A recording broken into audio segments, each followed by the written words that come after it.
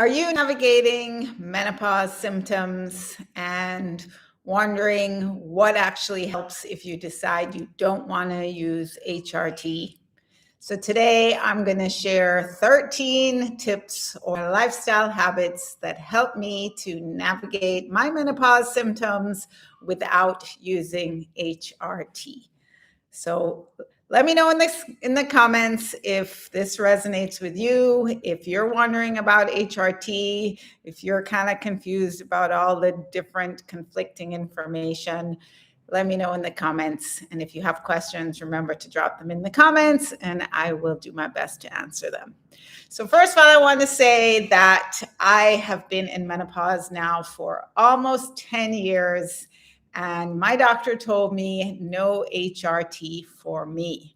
So I'm not anti-HRT. I'm not saying that nobody should use HRT. I'm just saying that I decided that HRT was not right for me, although it was really my doctor's opinion.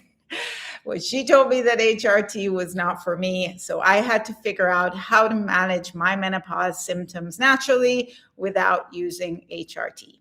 So if you don't know me, I'm Karin from Karin Yoga Life. I'm a yoga teacher and a wellness coach, and I specialize in working with women over 40. So I had lots of the usual menopause symptoms. I had joint aches and pains. I had increased anxiety. I had brain fog. I definitely had hot flashes. I had lots of the usual symptoms. I had others, but those were the main ones. The hot flashes, the joint pain, sleep issues, let me not forget sleep issues, and increased stress and anxiety. So I had to really figure out what would work for me because HRT was not an option. So I'm just going to jump in and start to talk about what really helped me. And I'm going to basically talk about it in terms of what helped each of my different symptoms. So I said I was going to share 13 habits. It's probably going to be more than 13, but here we go. So the first symptom that I really struggled with for much of the time that I was in menopause, and I'm obviously still postmenopausal, was joint aches and pains. I had lots of joint aches and pains. I had knee pain. I had wrist pain. I had some back pain. I also had muscle aches and pains, which were really strange. So I just had all these random aches and pains out of the blue. Now I've had knee pain a lot in my life, but I started to have all kind of other aches and pains that I never experienced before. Like I said, wrist pain, hip pain, ankle pain was actually very strange. And I was wondering, at first I thought I had arthritis. I actually went to my doctor and I asked her if, she thought I had arthritis. And we actually did a test for arthritis and it came back negative for arthritis. And there's some blood tests that you can test for arthritis. So it turns out it was just menopausal aches and pains, and I had to figure out what to do to manage my joint aches and pains.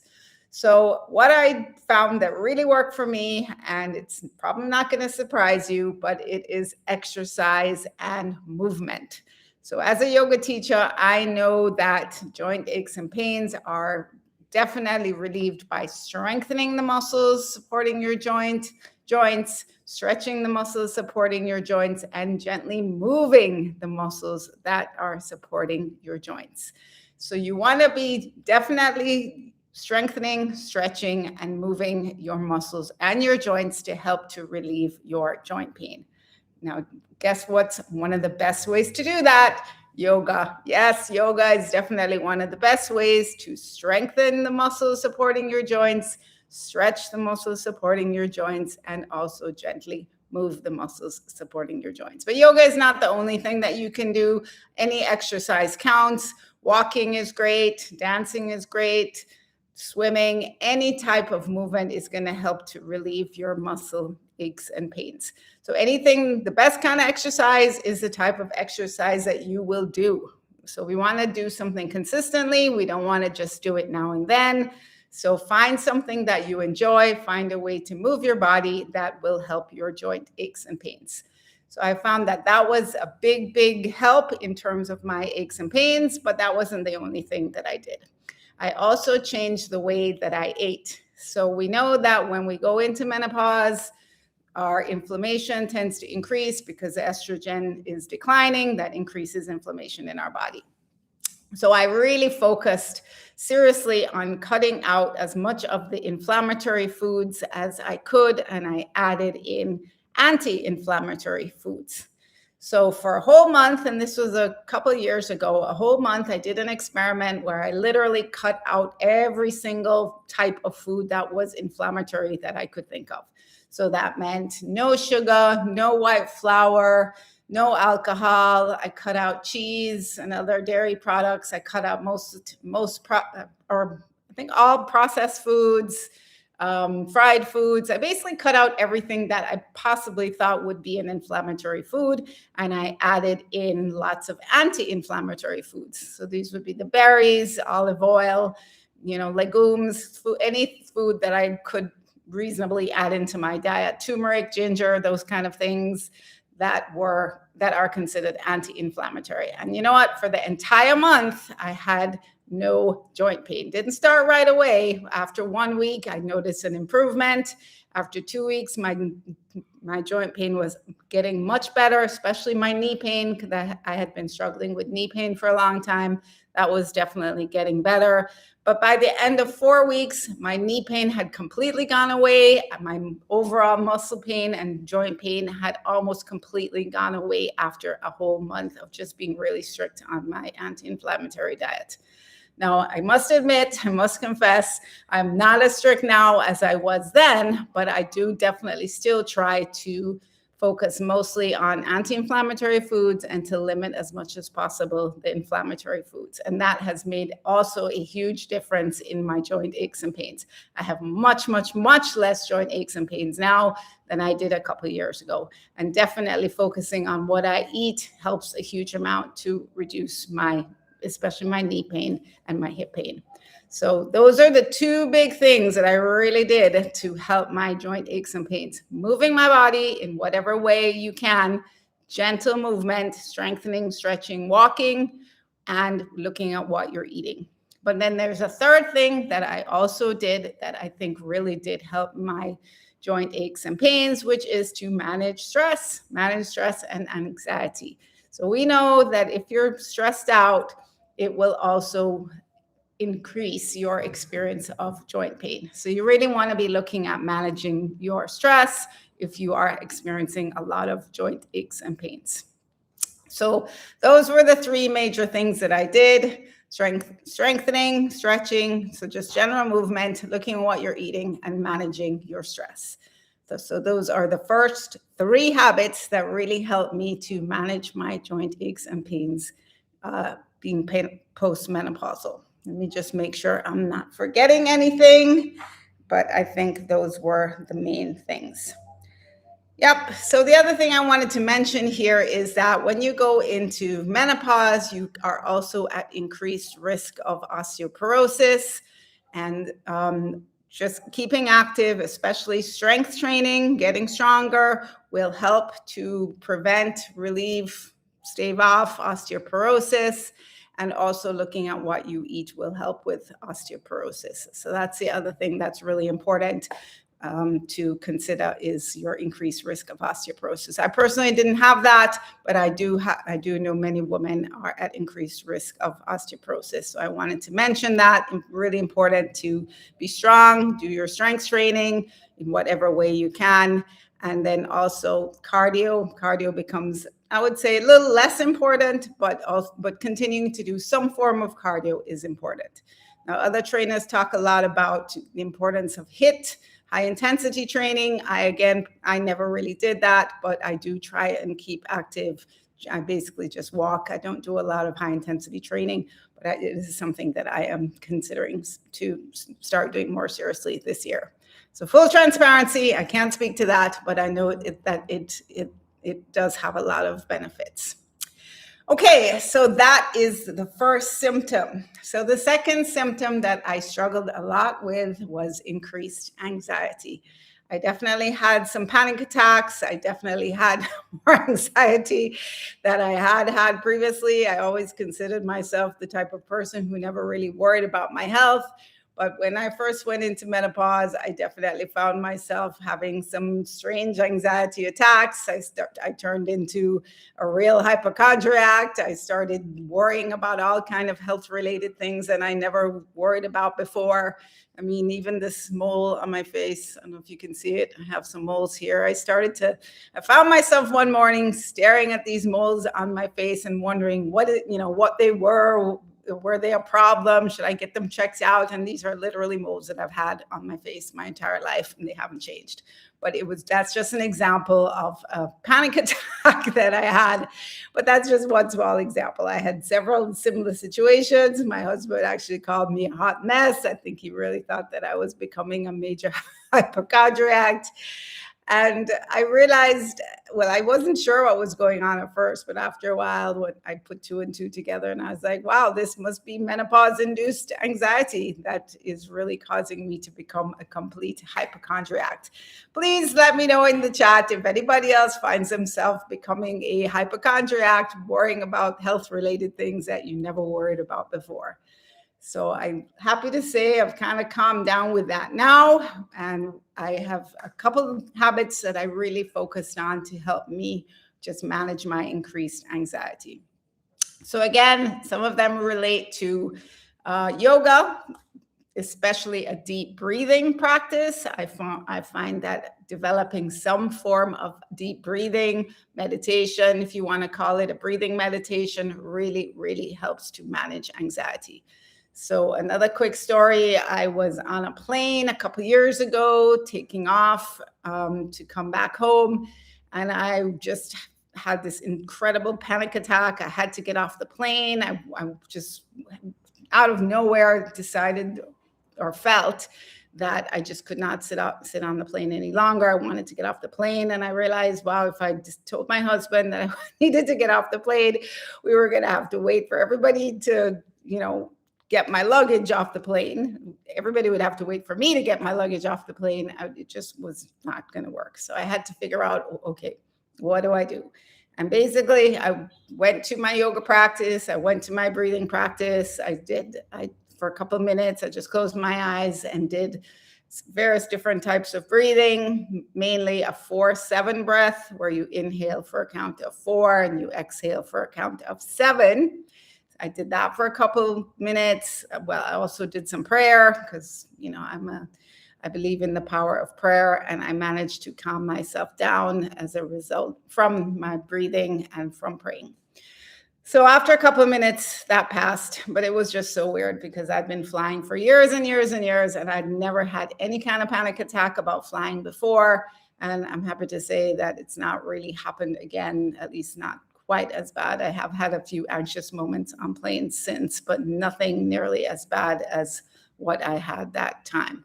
So definitely explore a breathing practice. I have videos on my channel which talk about various different breathing practices that can help with anxiety attacks, panic attacks, but deep breathing works. So for sure, if this is you, please let me know in the chat if you want me to share anything more about this. But I really understand if you are prone to panic attacks. I feel you because I've been there. So the other thing that really helped, I think that was habit number 4. The other thing that really helps me to manage my anxiety is to have a morning routine to set the tone for my day. Again, I have a whole video about this, but just quickly, I will tell you what my morning routine looks like. So I always start my day with some quiet time. That is, again, a meditation time. I do breathing meditation. I do prayer for about 10-15 minutes every morning. And then I teach a morning movement class. I have a 20-minute morning movement and yoga class online, which also gets me moving. So that is really helpful as well. So I start the day with 20 minutes of morning movement. Well, I start with the meditation, then do morning movement. And then after that, I also sometimes do another little mini meditation and sometimes also a little strength training. So, but the two basic things that I do every morning more meditation, and then morning movement. And then depending on the time that I have, I might add in some others.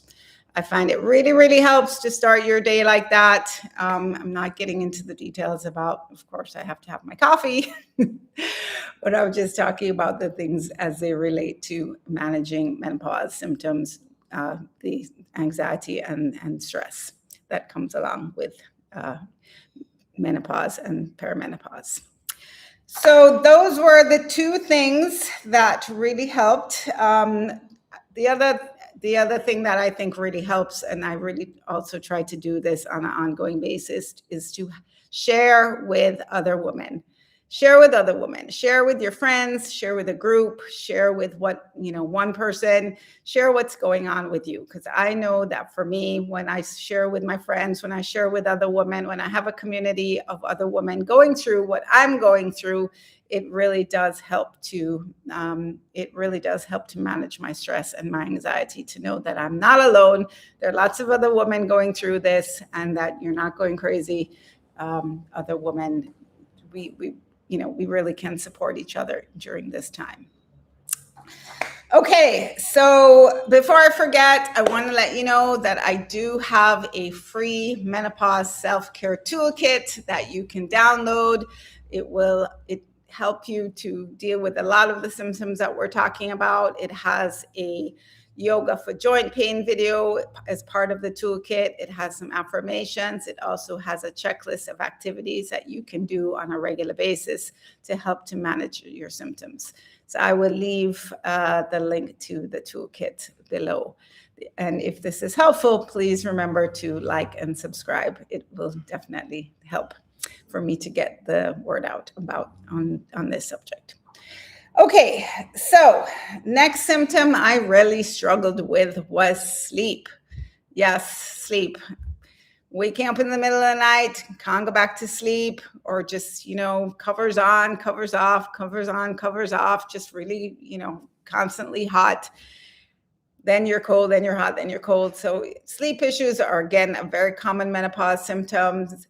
The hot flashes part, I've never really fully found a solution to my hot flashes, which I still have, by the way, 10 years into menopause, and I'm still having hot flashes.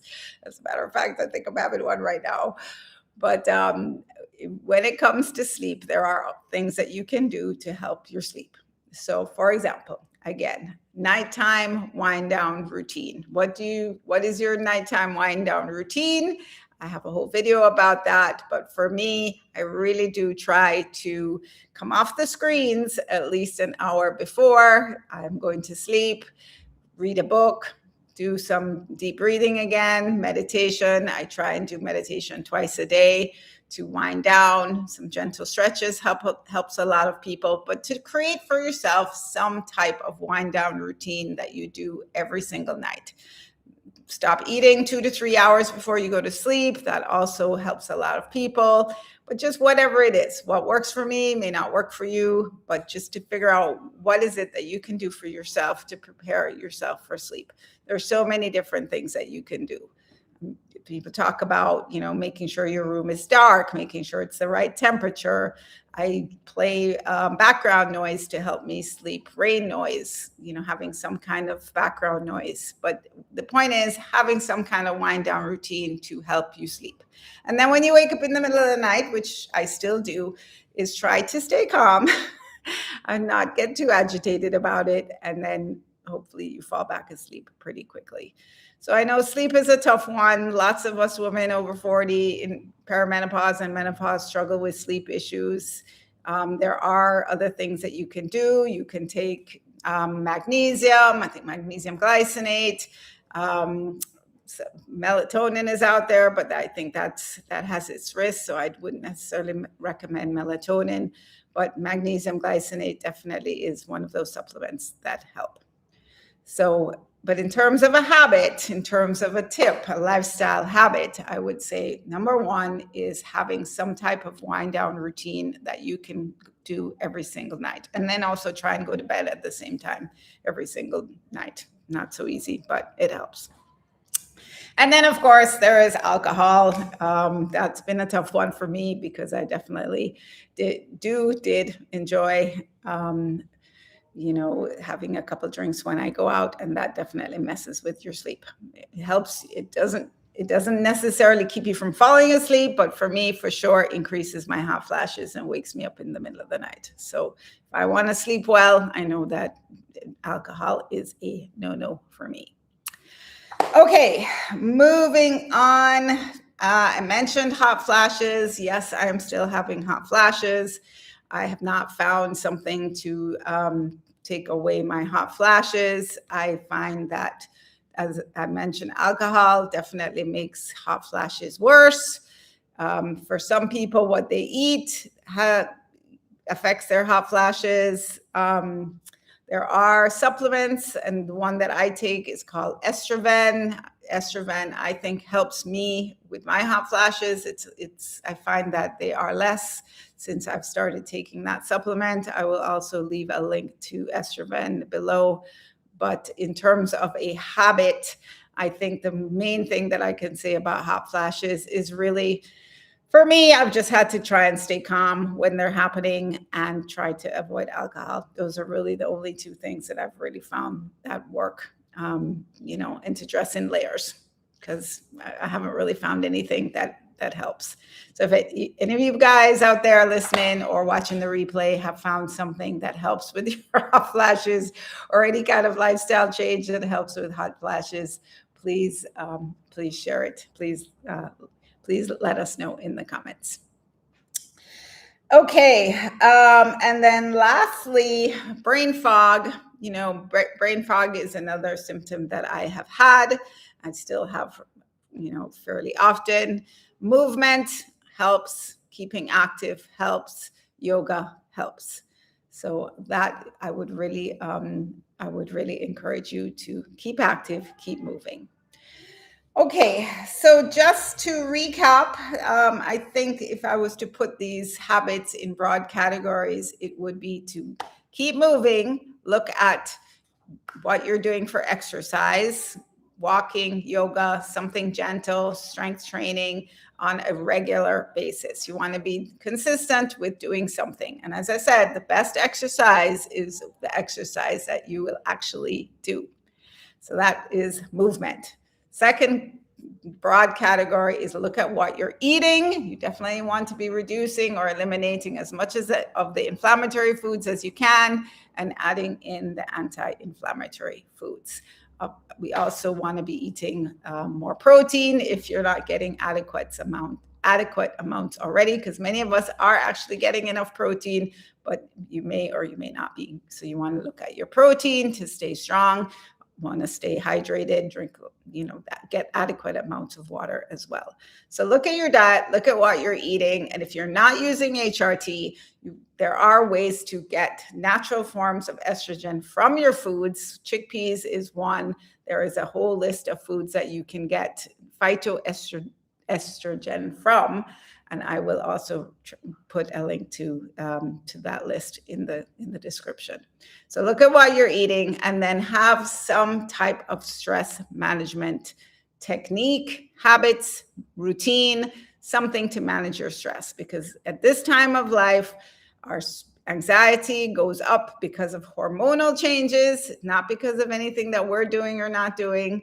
So if you feel like you're getting more stressed, you feel like you're having more anxiety, it's not something that you're necessarily doing. It could be just 100% hormonal. I know that was true for me.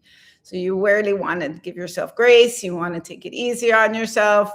You don't want to think that you're doing something wrong. You're not failing. A lot of the stuff that's happening to us is because of our hormonal changes.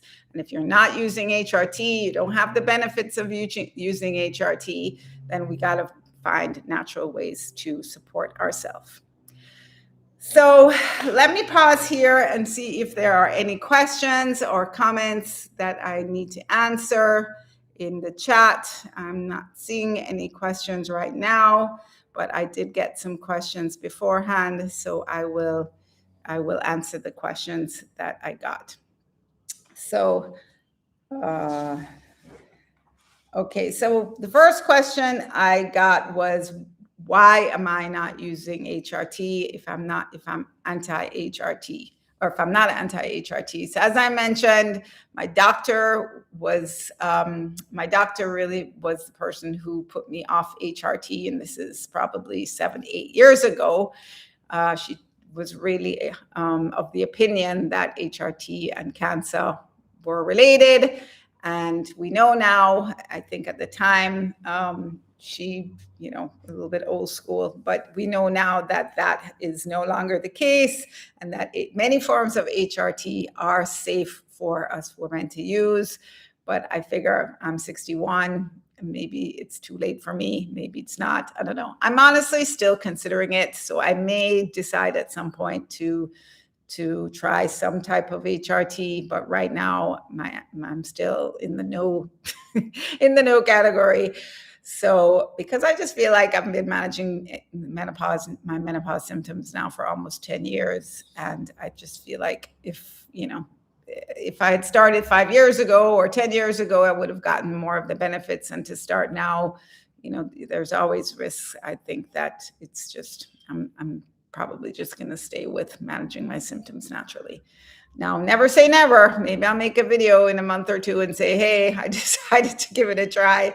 And if I do, I will definitely let you know. So while I'm not anti-HRT, I've just decided that it's not for me for now.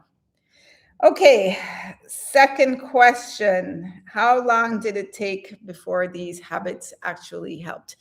So there's no one thing that helped. I think I want to just make that point. There's no one habit that helped. There's no one silver bullet. I think it's a combination of all the things that I've done that have really helped. I really have no more joint pain anymore. My anxiety and my stress are much better. Of course, my sleep is still not perfect. I still wake up in the night sometimes, and I still have hot flashes from time to time, but much better, much better. I think all my symptoms are much better, although I still do have some. But there's no one habit that I think made, no one thing that made the difference. It's a combination of all the things that I did that have really helped me. So again, look, movement, what you're eating, and managing stress. Those 3 categories are, I think, together what has really helped me to manage my symptoms without HRT. Okay, how did you stay consistent when you were exhausted or stressed? So another of my key principles is to start small.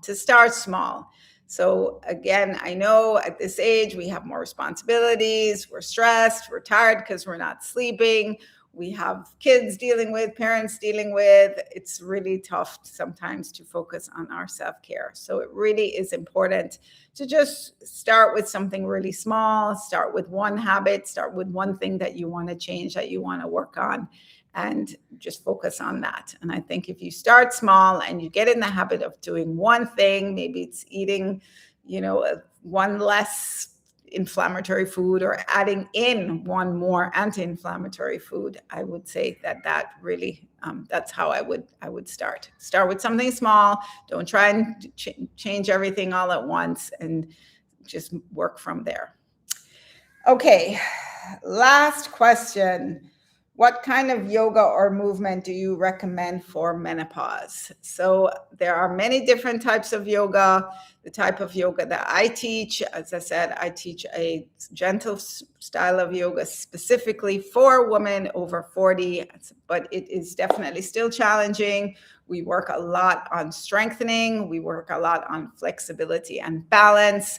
We work a lot on just functional movement and keeping our bodies mobile, flexible, and strong. So it's not about getting into some crazy pretzel position. It's not about doing headstands. It is about keeping ourselves healthy, strong, mobile, and balanced so that we can continue to do all the things that we love to do. So I would say find a style that works for you. If you're a beginner to yoga, start with a class that's called gentle yoga or yoga for beginners, because if you just jump into any old class, you might get totally turned off by the type of yoga that they're doing. So lots of videos on my channel as well that you can check out. I do have some yoga for menopause videos on the channel. So, but the most important thing is to find a style, find a teacher that you like, that you resonate with, and that you will go to, because every teacher has their own style, and every class is completely different. Yeah, so I think that's it. I'm going to wrap up here.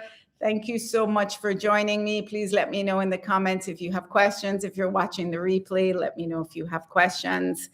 And if you want ongoing support, I do have an online yoga and wellness membership for women over 40. It's called Bloom. I will also leave a link to that information about Bloom. So thanks for joining me, and I will see you again soon.